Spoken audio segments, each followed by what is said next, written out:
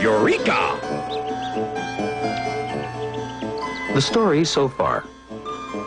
Things which are moving have the ability to do work and to apply a force through a distance.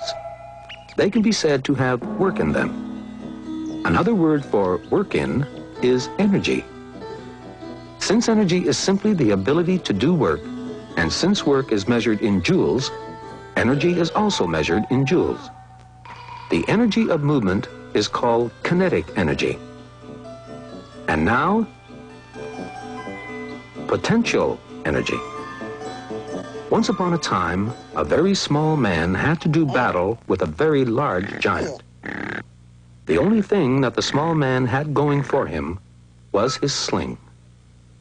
When he let loose with it, the mass of the stone combined with its speed to give it kinetic energy, with which it was able to do work on the giant, thereby applying force and exerting that force through a distance. The stone had energy thanks to its movement. Indeed, everything that moves has energy, even the air around us.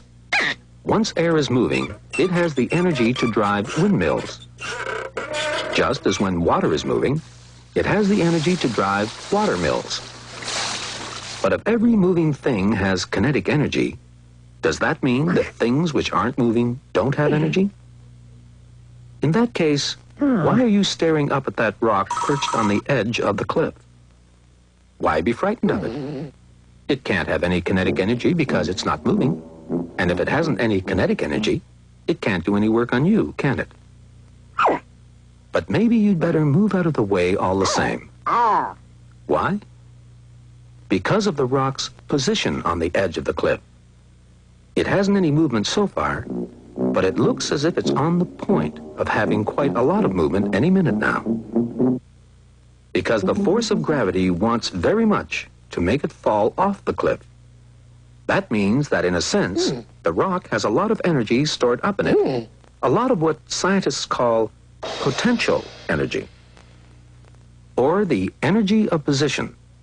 The slightest puff of wind, and that potential energy will immediately start being transformed into kinetic energy. That's how the energy of position becomes the energy of movement. Uh-oh, don't look now.